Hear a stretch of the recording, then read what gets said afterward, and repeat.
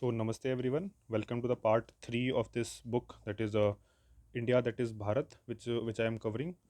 And moreover, I would like to give a disclaimer that I'm not covering it for any kind of views, but I just want to complete this book, and I found no better option than to record it. And this will not only improve my pronunciation skills, but also give certain kind of accountability that yes, I'm reading the book. Otherwise, I am a lazy person, I don't read that much. So through this I can at least read the book. So I have already covered the introduction part. And since we know that the book is divided into three sections, section 1 is about coloniality, section 2 is about civilization, and the section 3 is about constitution. So I have covered chapter 1 of first section, that is colonization, colonialism, coloniality, and decoloniality, which was about 12 to 13 pages. And the second chapter, which I'm going to cover in this video, I will try to cover the entire second chapter, which is around 25 to 26 pages. I will try, but let's see. The second chapter, the discovery of coloniality and the birth of coloniality, that is starting from page number 35 to page number 60. So let us see from page number 35. So, as the turn of the 20th century, after close to 5 centuries of European colonialism, thanks to the ebb and flow of history, the native elites of colonized societies began asserting themselves. From seeking political autonomy as dominions within colonized empires, they gradually progressed to demanding freedom as sovereign and independent nation states, and that could write their own destinies just as colonizing nations could. The aspirations of the colonized to be sovereign nation states on European lines has been attributed to European coloniality, owing to close to 2 centuries of unbroken colonialism. Scholars are of the view that the coloniality was entrenched in colonized societies through the political legal infrastructure of European colonizers as well as the education system introduced by them. Education system introduced by them, which shaped the thinking of the native elites. In fact, the early introduction of colonial education system in colonized societies and the replacement of indigenous epistemologies and their structure ensured that coloniality informed their present, shaped their ideas of the future, and critically colored their vision of the past. Depending on the inherent vitality and resilience of colonized culture, the extent of internationalization of coloniality in the consciousness of the dominated societies became truly evident when even their quest for political independence from the colonizers were based on the very framework introduced by him. Most colonized societies did not realize that their entire worldview has changed, for they could not see beyond political independence and aspired for freedom to govern themselves, albeit using the same values and institutions they had inherited from the European colonizer. In other words, owing to coloniality, the vision of independence of most native elites was limited to the politico-economic sphere. Namely, they accepted the European worldview on the all-important cultural front as well. Therefore, all that colonized native elites sought by way of independence was the agency to be able to write their own future, but using the ideas, rules, tools, and institution of the erstwhile colonizer, which were designed for the top-down imposition on a conquered and subjugated people in order to civilize them. While coloniality is a fairly plausible explanation for the quest of nation statehood of colonized societies, a more pragmatic way of looking at it could be that global presence of European colonizing empires, and therefore the global spread of the colonial politico-economic ideas and institutions, may have made it inconceivable and infeasible for colonized societies to revert to their pre-colonial forms of political and social organization. They may have been genuinely apprehensive of being isolated in a larger Europeanized and integrated world if they reverted to their pre-colonial political institutions. In today's telecom parlance, this can be compared with the situation of a mobile network operator who, in the interest of interoperability, must comply with the technological standards laid down by the European Telecommunication Standard Institute of India Institute, not India, European Telecommunications Standard Institute, failing which the former's mobile phone users cannot interact with the users of other telecom operator that comply with the ETSI standards. Crudely speaking, similar consideration would have weighed on most colonized societies upon achieving political independence, since the world's economy revolved around the West. Therefore, the given omnipresence of European politico-economic and cultural coloniality, perhaps the only viable option available to the newly decolonized societies, was to embrace the political structures, institutions, and lexicon left behind by the colonizer to avoid the prospect of disintegration, annexation, anarchy, and global isolation. However, broadly speaking, decolonized societies fell into two categories.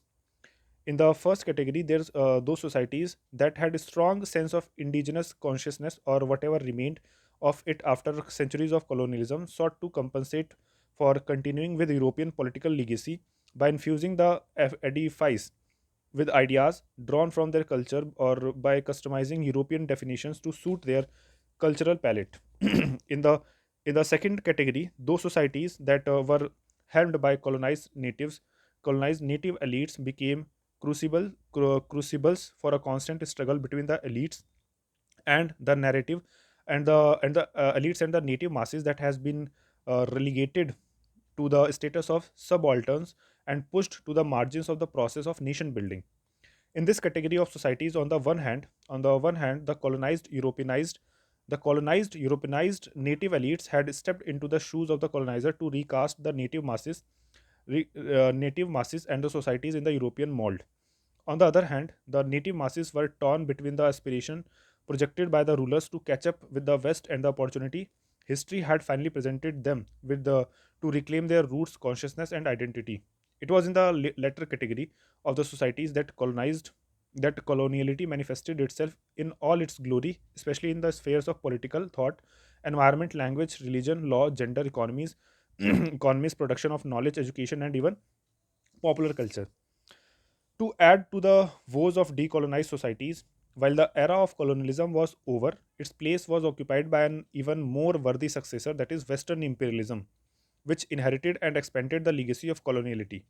As scholars have pointed out, Western imperialism has proved to be the much more effective derivative of colonialism, since it extended the territorial reach and depth of coloniality. Not only is the relationship of Western imperialism with other cultures the same as that of colonialism, namely colonization of the imagination of the dominated, it has also proved to be vastly more successful than colonialism in creating a well networked global power structure and totalizing sub frameworks that have sustained the and advanced coloniality. This in the stark contrast to colonialism, which was much more territorial. From the standpoint of preserving the continuity of coloniality, the Western normative framework has delivered all the benefits of colonialism and more without having to assume the same degree of burden and responsibility as colonialism, and with the added benefit of plausible deniability. While colonialism was more visible and direct because it required the subjugation of the population, the subterranean nature of Western imperialism has ensured that the dominated society aspired to become part of the erstwhile colonizers' social fabric after decolonization. As a consequence, scholars agree that coloniality remains the most prevalent and powerful form of domination in the world. This could not have become possible without sufficient investment by the colonizer in the political, religious, knowledge, and legal system of the colonized society, which were carried forward by the decolonized societies. Until the end of the Cold War in the late 1980s, that is, even after the close to 4 decades of decolonization, there was not enough rigorous scholarship that made sense of the nature of colonial power and its continuing impact on the life and polity of the decolonized nations. The Cold War was demonstrated that despite decolonization, erstwhile colonies were caught in the crossfire between the superpowers who sought to dominate the world. Even those, even those who claimed to be non-aligned could not remain uninfluenced by the Cold War and its dynamics. Obviously, it is talking about this line is talking about India because India was the pioneer in the starting of non-aligned movement. But again, in 1971, India had to sign the friendship treaty with the USSR. It was during this period in the late 1980s that Peruvian socialist Aníbal Quinzano presented the concept of coloniality of power, specifically European power, which he distinguished from colonialism as the very front of colonialism. In other words, colonization is the process, colonialism is the policy, and coloniality is the mindset or the thought that underpins to or drives colonialism. Coloniality, according to Quinzano, is the totalizing thought behind colonialism, which monopolizes time, space, and subjectivity, and makes all of them the exclusive preserve of the European colonizer.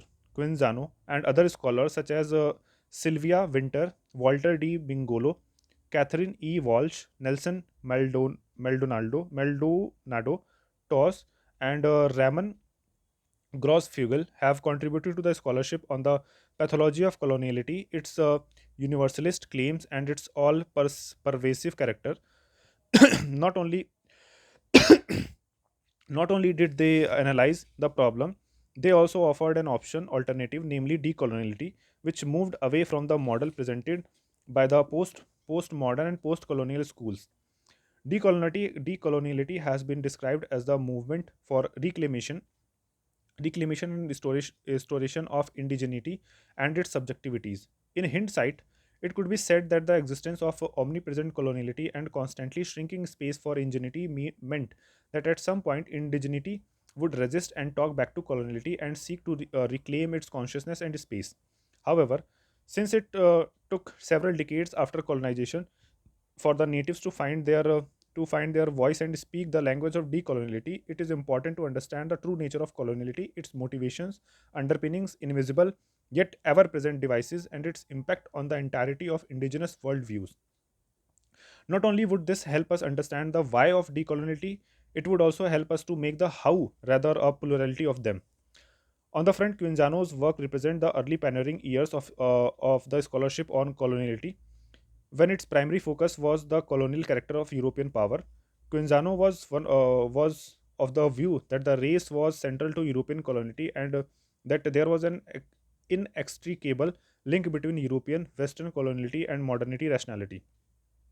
He consciously named Europe and the West interchangeably, owing to the European foundation of the Western worldview and civilization.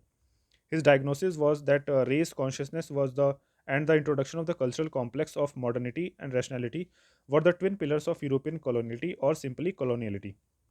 These observations and propositions were based on his critical examination of the impact of European colonialism and coloniality on the societies and cultures of what is known as Latin America today. He identified that the relationship between European colonizers and the colonized societies of Latin America was one of direct political, social, and cultural domination, which he called Euro-centered colonialism. The European colonizer consciously believed in the biological and structural superiority of his race, which, in the mind of the colonizer, distinguished him from the colonized. This belief, which was the premise of the colonial power structure and a and a figment of the colonizer's self-important worldview, was legitimized as being objective or scientific or rational and therefore natural.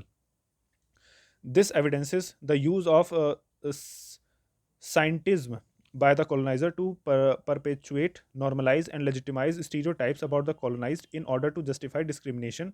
In fact, the scientific racial consciousness of the colonizer led to the race-based stratification of colonized population across the world, and created specific forms of discrimination which remained in those societies long after decolonization.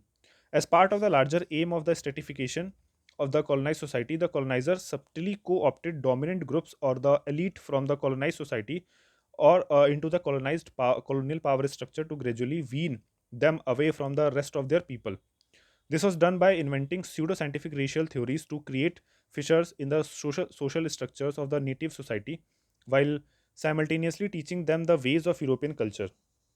Quinzano's seminal contribution was his acute observation that the dominant elites of colonized native societies were accu- acculturated acculturated not just into the colonial power structure but also the European worldview through the introduction of the cultural complex, namely European modernity, rationality, that is imputing Europeanness to anything that is new or novel or contemporary or relevant and rational.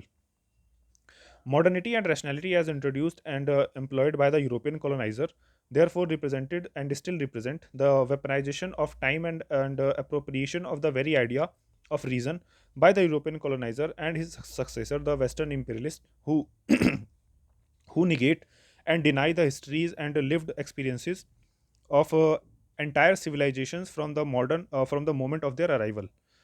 This gave birth to the process of cultural colonization and phenomenon of or a state of mind known as cultural coloniality. In a nutshell, coloniality refers to a phenomenon that affects the mental constitution of the colonized society and reorients its entire worldview to bring it in line with the colonizers by distorting, stereotyping, eliminating, or acculturating the indigenous worldview.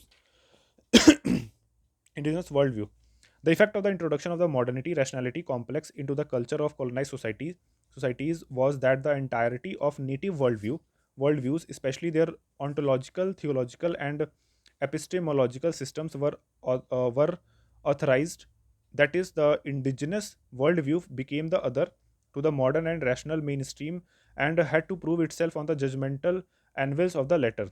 The native worldview could never succeed at providing its modern relevance because the modernity rationality complex was designed either to exclude indigenous perspectives or acculturate it in case it happened to be of value without crediting the indigenous perspective. According to Quinjano, that is where the true genius of the European colonizer lay, not in the brutal economic and political repression of the native, but in successfully projecting his way of life as a aspirational ideal. The blanket consumption of this idea by the dominant native elites served to alienate them from the rest of the colonized society. As a consequence, if a fault line existed in the colonized society prior to the arrival of the European colonizer, the active co option of the elites in the dominating power structure as well as the worldview of the colonizer only served to deepen the fault line. If a fault line did not exist hitherto, it was consciously created. That is the important thing to note down. If a fault line did not exist hitherto, it was consciously created. In either case, the fault line remained even after decolonization as the legacy of a colonialism. That said, the colonizer was not content with the co-option of the only dominant elites among the natives, but was interested in converting the entire native societies to his way of life. To this end, Quinzano pointed out that while the colonizer saw the colonized society as an economic resource to feed on, he also indulged into the systematic and extensive repression of the indigenous ideas, beliefs, images, and knowledge, including the system of production of knowledge. This deprived the colonized society of its ability to respond culturally, even if it did not have the wherewithal to resist politically or militarily. Since most native elites that were at the helm of the centers of culture and production of knowledge had surrendered their agency and over the indigenous worldview, the masses too gradually followed the suit. The cumulative effect was the deep embedding of coloniality in the consciousness of the colonized society, so much so that it started believing that it had been defeated because of its cultural moorings. To the colonized and now colonized natives, it seemed that the only way to regain dignity was by adopting European culture and thought processes, which included the European way of achieving economic prosperity, that is, by exploiting nature. This disruption of the critical relationship between indigenous societies and the nature came to effect came to affect the entire world. So, apart from the disastrous impact on nature, the universalization of European culture made it the benchmark against which all the other cultures had to judge their self worth. In the process, the modernity rationality complex was entrenched in every colonized society and reinforced in the colonizing society as well. The direct and intended consequences of coloniality and the introduction of the modernity rationality complex was the creation of supposedly universal standards for moral ethics, religion, language, knowledge, scientific temper, political organization, nationhood, individual rights, and more. In short, culture and civilization. This complex did not die with the decolonization but remains alive and kicking even today, just as coloniality is. After all, as scholars have identified, coloniality goes hand in hand with modernity, rationality, and vice versa. As long as coloniality is alive, despite its outward proclamation of open mindedness, dialogue, and diversity, the colonial DNA of modernity and rationality will continue to actively resist and oust indigeneity. It will staunchly refuse to accord indigeneity the respect of an equal and will continue to use the time and reason as weapons to question the very relevance of the indigenous point of view, because the underlying premise, indigeneity, is racially inferior and has not changed. The successful universalization of modernity and rationality complex is further evidenced by the fact that neither world is prefaced with the European anymore, despite the entire edifice being Eurocentric. Interestingly, in her paper titled Early Modernity: The History of a World, Patricia Seed, who specializes in early modern and colonial European eras, traced the origin of the word modern to the 6th century CE, when when it was first used in the northern Italy. Okay, so the word modern, 6th century CE, it was first used in northern Italy. Okay, so this was when the Roman Empire still existed, but northern Italy was conquered and ruled by the by Germanic Ostrogoths. According to Seed, the word modern made its debut in the context of architecture when the Ostrogothic ruler of the northern Italy encouraged wealthy Roman families to undertake reconstruction of public buildings at their private expense. The outcome was that the new buildings had a different architectural style that distinguished them from those built under Roman imperial rule. Praising the contribution of one particular family of its reconstruction of the theatre of Pompey, the scribe of the Ostrogothic ruler called the family a careful intimator of antiquity and noblest founder of modern works. In this context, according to Seed, the word modern simply meant different without any value being imputed to it, neither positive nor negative. Okay, so this is a good modern simply means different without any value being imputed to it, either positive nor negative. Subsequently, for a brief period, the word doubled as a synonym for new, thereby bringing in the element of time. In other words, the word modern was not only a reference to the time that something belonged to, it was also importantly a reference to the period it did not belong to. Seed revealed that around the early 14th century, the modern was significantly used in Dante's The Divine Comedy, wherein it was a synonym for contemporary. Okay, so in early 14th century, the word modern became synonyms to contemporary. It was used to compare the present with the past, while the present faring poorly, making the use of modern a wild criticism of the present. According to Seed, it was only almost a century later, around 1430s, the word modern. 1430, the word modern was used in the Southern Romance language to show the past in poor light and congratulate the present. Okay, so as for English Scottish poet William Dunbar is credited for using it first in his poems, where in modern was used to portray the present in a positive light. Okay, so English Scottish poet William Dunbar credited to where modern was used to portray the present in a positive light, while remaining the tight-lipped about the past. The adversarial pitting of the past and the present, with the balance tilting in favor of the latter, occurred in English in the 16th century when modern meant someone who takes part in the taste and cares of his age and is opposed to all conservatism. In a nutshell, positive connotations such as open-mindedness, newness, and relevance were imputed to modern, and negative stereotypes such as parochiality, outdatedness, and rigidity were associated with conservative and traditional. This is also important. Open mindedness, newness, relevance were imputed to modern, and negative stereotypes such as parochiality, outdatedness, and rigidity were associated with conservative and traditional. So, that this imputation coincided with the period around which European powers had established colonies across the globe was no coincidence. This is evidenced by the established nexus between coloniality and modernity, both of which are undergirded by notions of anthropological superiority as articulated by Quinzano. Quinzano identified that the process of classification of the world on racial lines by the European colonizer led to subhumanization and dehumanization of several communities depending on their perceived worth in the eyes of colonizer. The ramifications of such a classification included geographic identities acquiring racial connotations, specific kin tones being associated with the respective races of colonizer and the colonized, and the creation of new structure of division of labor and resources. Each of these strands ultimately contributed to the creation of serfdom and slavery, notions of master or superior and slave inferior races, and notions of the manifest destiny of some to rule over others and the fate of others to be perpetually ruled.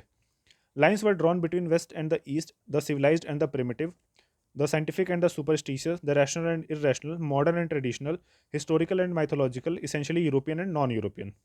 Okay, so this is lines were drawn. This is an important line between the West and the East, the civilized and the primitive, the scientific and superstitious, the rational and irrational, modern and traditional, historical and mythological, essentially European and non-European.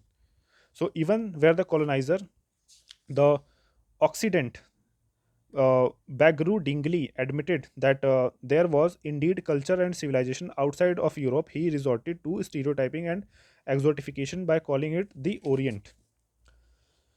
The racial classification of the entirety of humanity to subvert colonial interest formed the foundation of the European Eurocentric world order. In fact, Quinzano highlighted the relationship between European colonialism and globalization that resulted in Western hegemony over all of the human experience. Critically, this included control over all form of subjectivity, culture, and production of knowledge.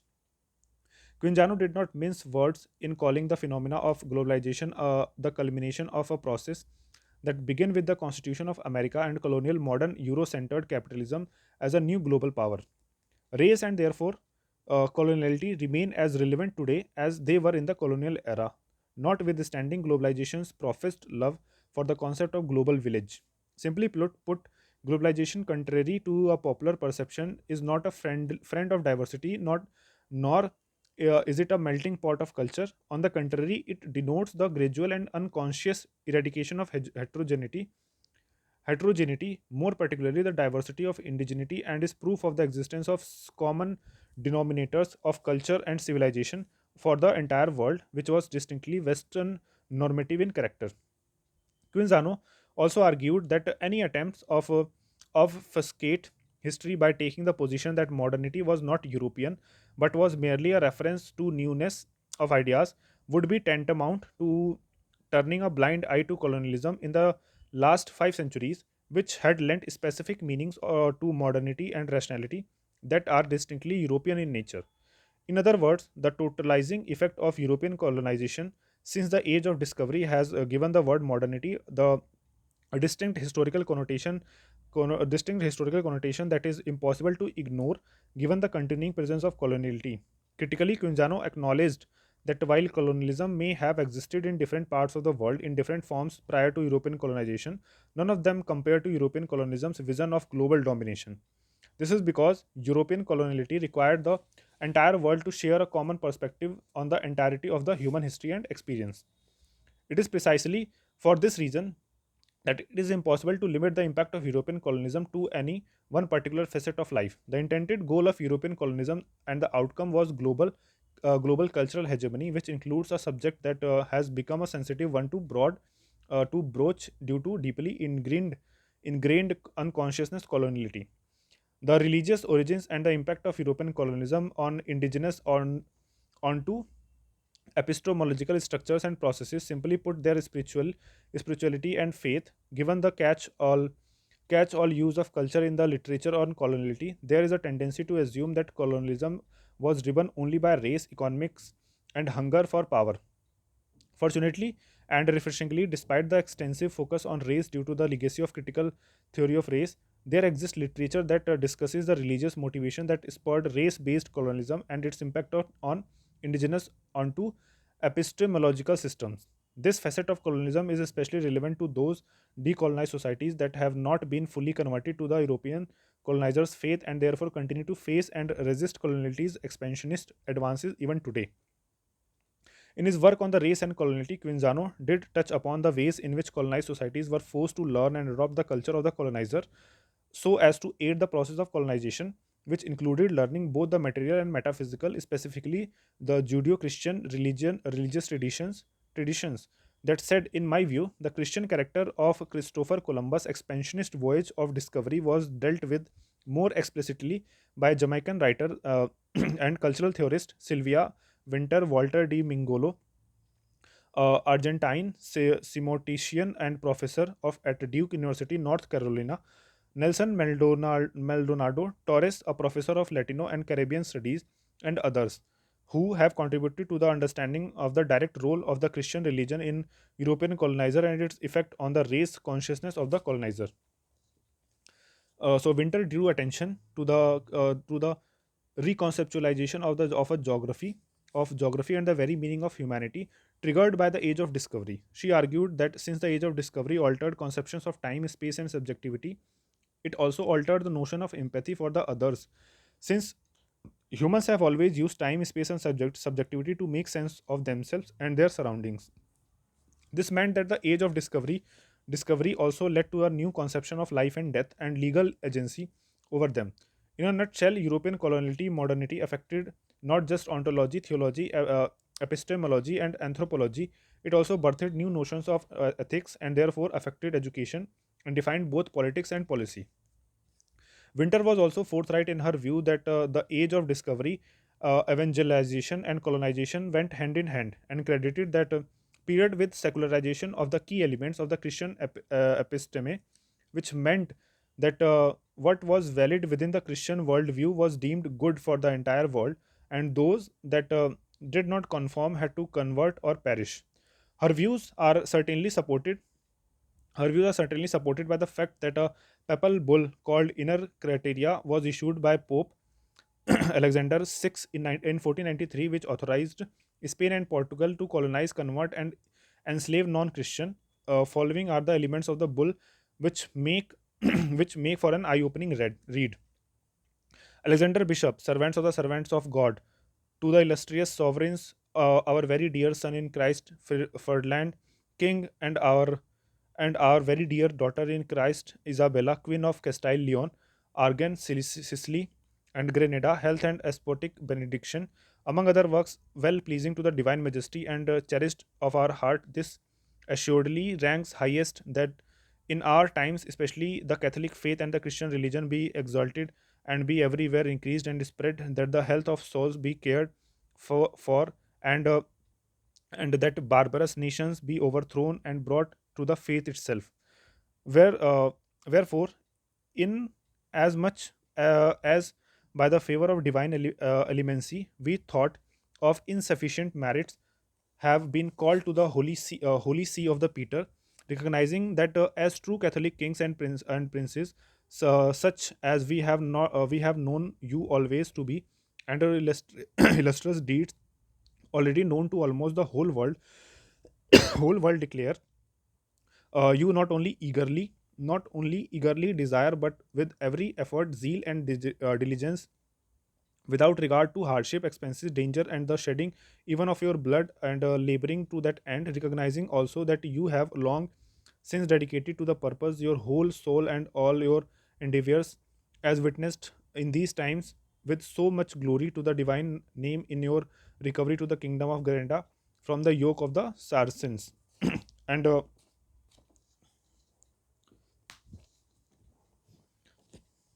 so we have indeed learned that you, who for a long time had intended to seek out and discover certain islands and mainlands remote and unknown and not hitherto discovered by others, to the end that you might bring to the worship of our Redeemer and the profession of the Catholic faith, and the resident and inhabitants having been up to the present time greatly engaged in the siege and recovery of the kingdom itself of Grenada, were unable to accomplish this holy praiseworthy purpose. But the said kingdom having a length been regained, and as was pleasing to the Lord, you, with the wish to fulfill your desire, choose our beloved son Christopher Columbus, a man assuredly worthy and of the highest recommendation and fitted for so great an undertaking, whom you furnished with the ships and men equipped for like designs, not without the greatest hardship, dangers, and expenses, to make diligent quest for these remote and unknown mainlands and islands through the sea, where hitherto no one had sailed. And they at length, with divine aid and with utmost diligence, sailing in the ocean sea, discovered discovered certain very remote islands, and even the mainlands that hitherto had not been discovered by others, wherein dwell many peoples living in peace, and as reported going unclothed and not eating flesh. Moreover, as your aforesaid envoys are of opinion that these very people living in the said islands and countries believed in one God, the Creator in the heaven, and seemed sufficiently disposed to embrace the Catholic faith and trained in good morals. So this is given there, what were the order that was passed. So let us not read that. Nor at any time let dangers or hardship deter you therefrom, with a stout hope and trust in your hearts that Almighty God will further your undertakings. And in order that you may enter upon so great an undertaking with greater readiness and heartiness, endowed with the benefit of our apostolic favor, we of our own accord, not at your instance nor the request of anyone else in your regard, but of our own soul largeness and certain knowledge, and out of the fullness of our apostolic power by the authority of Almighty God conferred upon us in blessed Peter, and of the vicarship of Jesus Christ, which we hold on earth, do by tenor of these presents should any of the said islands have been found by your envoys and captains, give grant and assign to you your heirs and successors, King of Cassile and Leon, forever, together with all their dominions, cities, camps, places, and villages, and all the rights, jurisdiction, and appurtenances, all islands and mainlands found and to be found, discovered and to be discovered towards west and south, by drawing the and establishing a line from the Arctic pole, namely the north, and the Antarctic pole, namely the south. So has been given with the proviso, however, that none of the islands and mainlands found and to be found, discovered, and to be discovered beyond that said line toward the west and south be in actual possession by of any Christian king or prince up to the birthday of our Lord Jesus Christ just past, from which the present year 1493 begins. And we make a point and depute you and your said heirs and successor lords of them with full and free power, authority, and jurisdiction of every kind, with this proviso, however, that by this our gift, grant, and assignment to no right acquired by any Christian prince who may be in actual possession of the said island and mainlands prior to be said the birthday of our Lord Jesus Christ is hereby understood to be withdrawn or taken away. Moreover, we command you in virtue of holy obedience that employing all due diligence in the premises as applying all diligence views in premises applying in premises as you also promise, nor do we doubt your compliance therein, and accordance with your loyalty and royal greatness of spirit. You should appoint to be aforesaid mainlands and island worthy, God fearing, learned, skilled, and experienced men, in order to instruct the aforesaid inhabitant and residents in the Catholic faith and train them in good morals. Furthermore, under penalty of excommunication, late sentence to be incurred ipso facto, should anyone thus contravene, we strictly forbid all persons of whatever rank, even imperial and royal, or of whatsoever estate, degree, order, or condition to date, without your social permit or that of your aforesaid hires and successors, to go for the purpose of trade and any other reason to the islands or mainlands found and to be found, discovered, and to be discovered toward the west and south by drawing establishing. So I think this is being repeated again and again.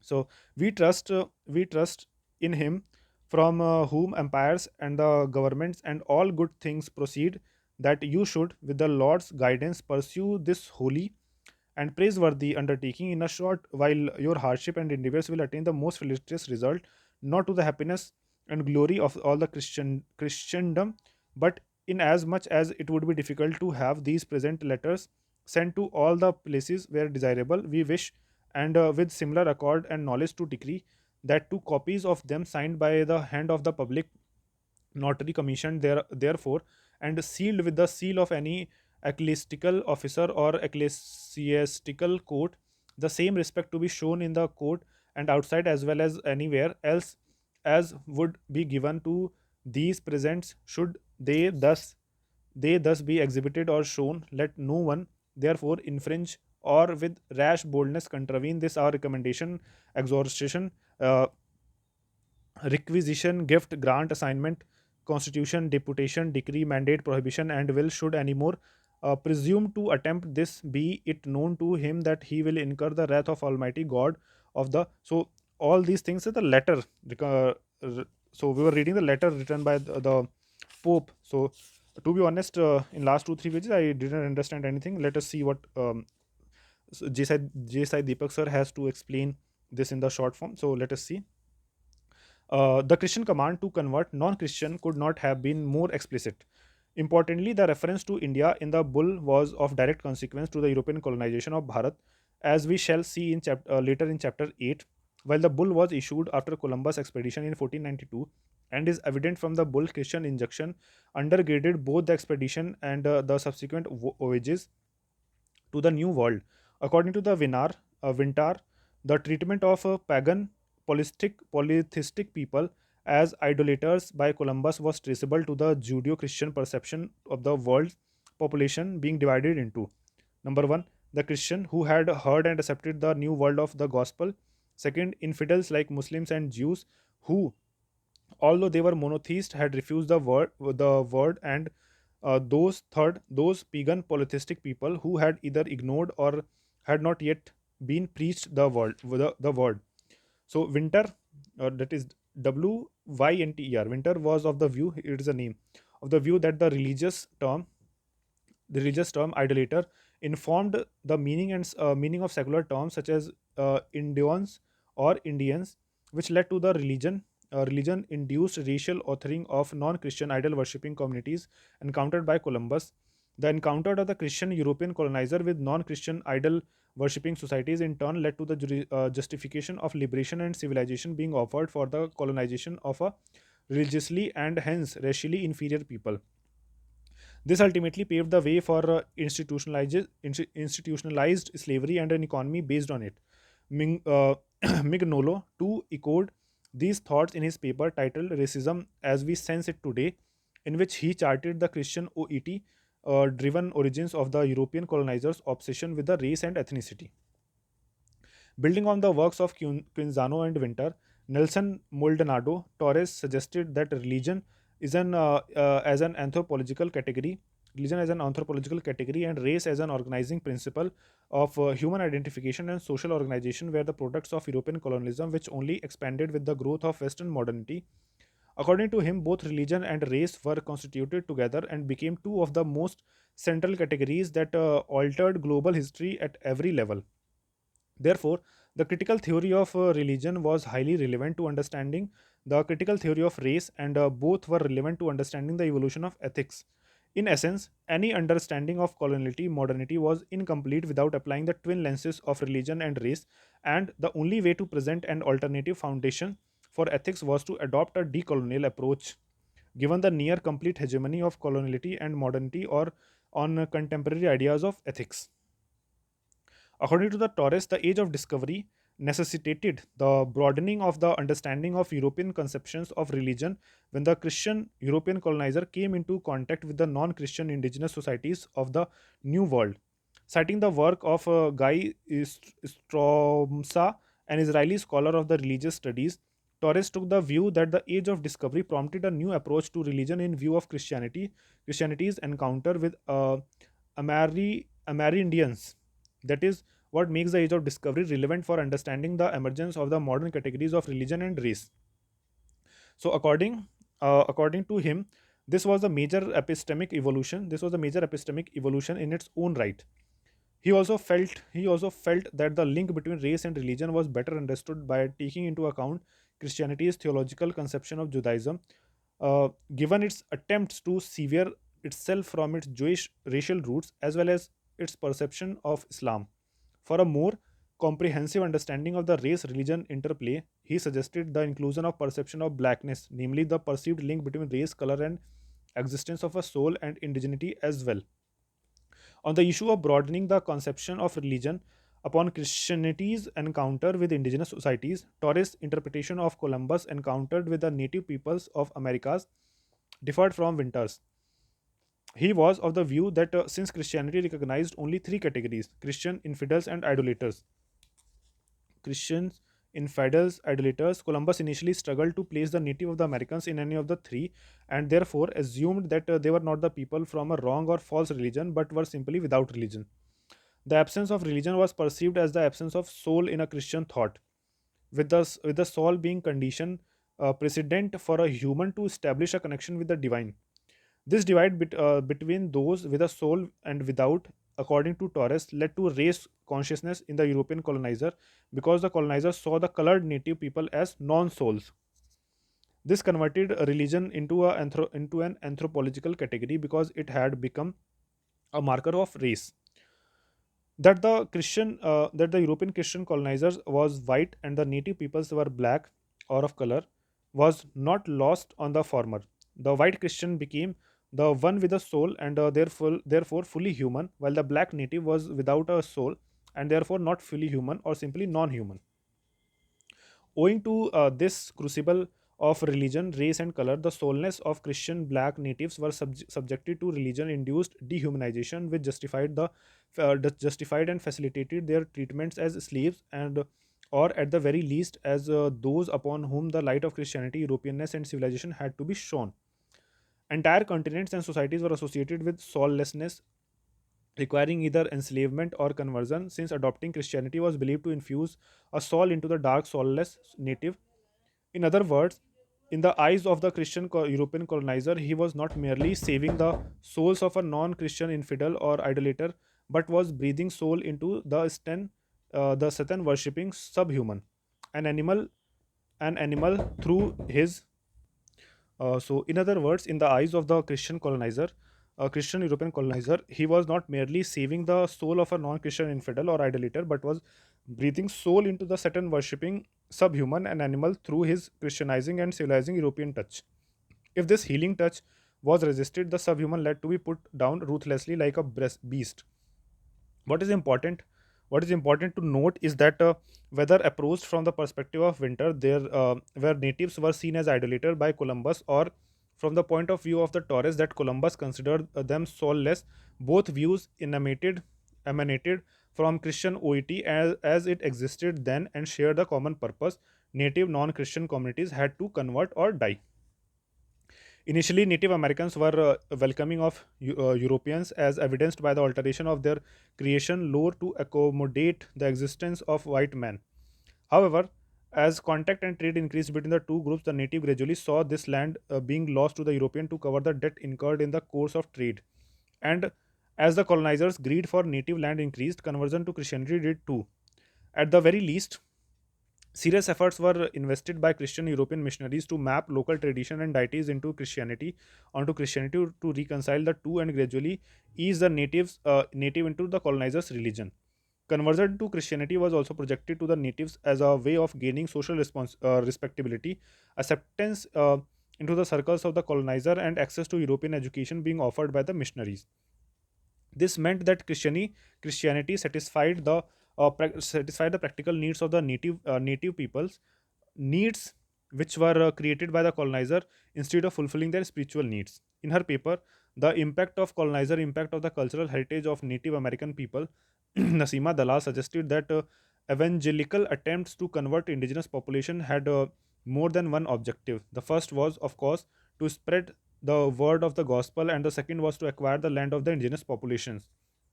Some would say it was the other way round, that the religion was used as a means to an end. The end being an integration of native people into European culture and complete elimination of the native culture.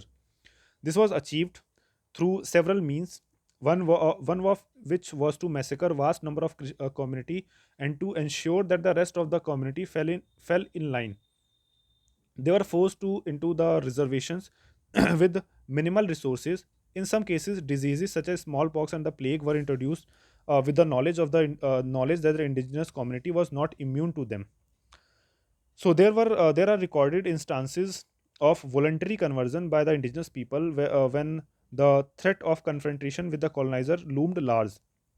The hope was that such conversion to Christianity would prevent violence and start a dialogue between the communities. Clearly, such conversions was seen as the only alternative to annihilation. Notwithstanding such attempt to make peace with the civilized Christian colonizer, literature tells us that just about 10% of the native population survived European diseases, massacre, displacement, and assimilation.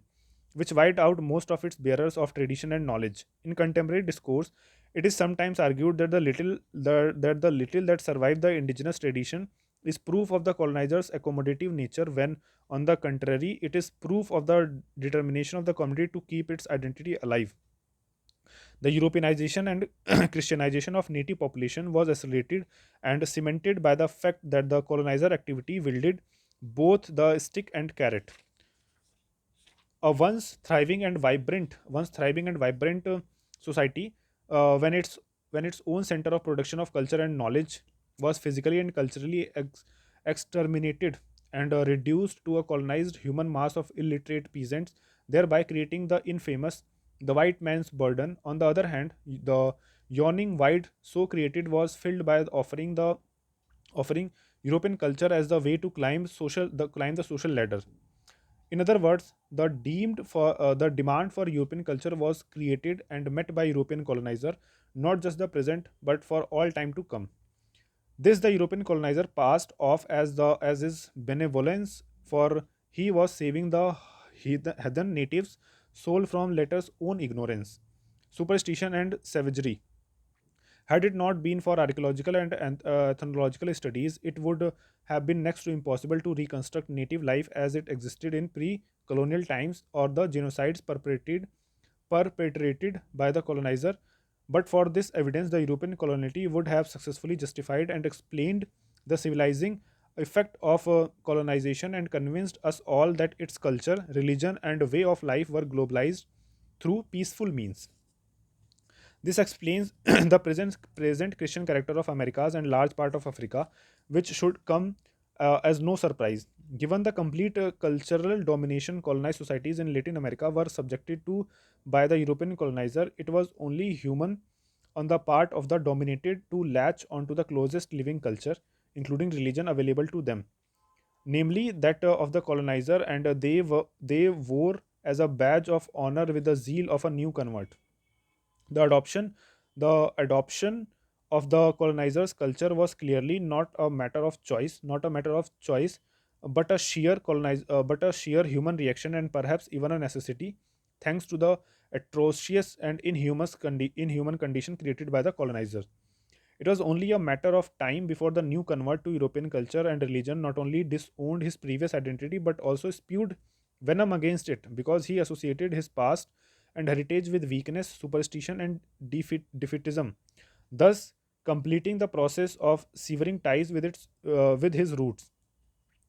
To use a pop culture reference, coloniality was a form of inception performed on the minds of the colonized, so that colonialism and colonization were no more external to their consciousness but became internal to it. Importantly, be the Americas or Africa or Asia, the replacement or dilution of indigenous faith system by the European colonizers' religion and had an adverse bearing on the sacred relationship between indigenous societies and their land, and consequently with nature.